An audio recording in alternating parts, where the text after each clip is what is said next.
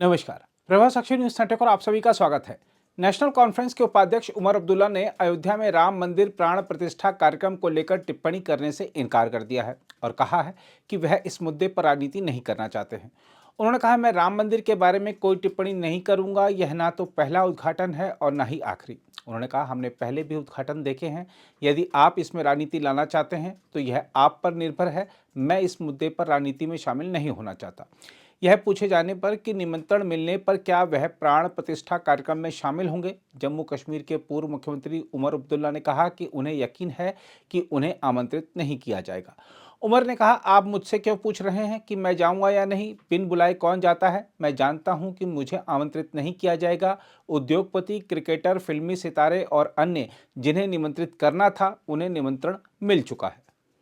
मुझे दावत आएगी नहीं ना, नहीं आएगी तो आप क्यों मुझसे पूछ रहे मैं जाऊंगा या नहीं जाऊंगा? बिन बुलाए मेहमान कौन जाता है? अगर आई नहीं आएगी ना।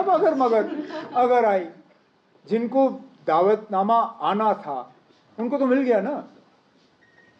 जो इंडस्ट्रियलिस्ट, क्रिकेटर, फिल्म स्टार्स, बाकी उनके नाम तो सबके सामने हैं। मेरा नाम कहीं है उस लिस्ट में? नहीं ना।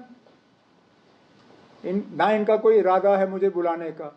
जब इनका कोई इरादा नहीं है बुलाने का तो अगर मगर में हम क्यों पड़े? ये सीधा सीधा हमारे साथ लूट है। और क्या करूँगा मैं? प्रोजेक्ट हमारा, पानी हमारा, बिजली हमारी।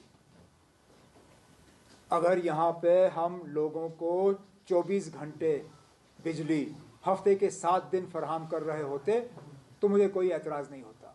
राजस्थान क्या, आप तमिलनाडु और मालदीव्स तक ये बिजली पहुँचाओ, मुझे फ़र्क नहीं पड़ता। लेकिन हमारे लोग आज बिजली के लिए तरस रहे हैं। सख्ती में आप कोई हमारे साथ कोई रहम नहीं करते हो।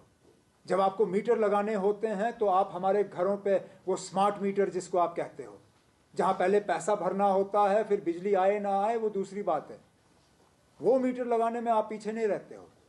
लेकिन बिजली आप फराहम नहीं करते। करिए, कोई बात नहीं। असेंबली इलेक्शन हो जाए, मैं देखता हूँ आप किस तरह हम इसको आगे चलाएंगे। सुप्रीम कोर्ट तक क्यों ना हमें जाना पड़े, ये बिजली राजस्थान नहीं पहुँचेगी। ये हमारी बहुत बड़ी बदकिस्मती है। कहने के लिए तो हम दुनिया को कहते हैं कि India is the mother of democracy, लेकिन पता नहीं क्यों हम अपने हाथों से ही अपनी माँ की कत्ल जो है जम्मू कश्मीर में करना पसंद करते हैं। अगर मदर ऑफ डेमोक्रेसी है तो यहाँ क्यों नहीं? मैंने उस वक्त भी ये बार बार अपनी तकरीरों में कहा कि अगर अर्बन लोकल बॉडीज़ के लिए डिलिमिटेशन करने का सवाल था तो ये तो आप बहुत पहले कर सकते थे। डिलिमिटेशन का फैसला इलेक्टेड बॉडीज़ का ख़त्म होने के बाद क्यों लिया गया, इस पर कोई जवाब नहीं। आपकी पंचायतें ख़त्म हुई, आपको पहले ही से ही पता था कि पंचायतों का टर्म 5 साल का है। क्या 4.5 साल के बाद आप इलेक्शन का प्रोसेस शुरू नहीं कर सकते थे? अगर इसमें भी आपको नए सिरे से डिलिमिटेशन करने की ज़रूरत पड़ी तो 6 महीने पहले डिलिमिटेशन करते, एक एक करके। पहले तो आपने असेंबली ख़त्म किया, फिर आपने अर्बन लोकल बॉडीज़ ख़त्म किए, अब आपने पंचायतें ख़त्म की। या फिलहाल तो हमें लगता है कि पार्लियामेंट का इलेक्शन कराना इनका यहाँ इनकी मजबूरी है। और कितने अफसोस की बात कि असेंबली इलेक्शन पे भी सुप्रीम कोर्ट को हिदायत देनी पड़ी।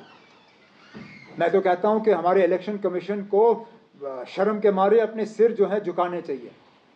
उनको लोगों से माफ़ी मांगनी चाहिए कि जो फैसला उनको खुद करना था वो फैसला अब सुप्रीम कोर्ट के ज़रिए किया जा रहा है।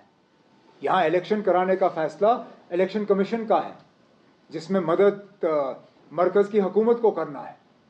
लेकिन बदकिस्मती से दोनों ने हाथ अपने ऊपर किए और सुप्रीम कोर्ट को इसमें फिर आके इलेक्शन का अनाउंस करना पड़ा कि 31 सितंबर से पहले यहाँ असेंबली के इलेक्शन होने चाहिए। अब पार्लियामेंट की हम तैयारी कर रहे हैं, असेंबली का जब होगा तो उसकी भी हम तैयारी करेंगे।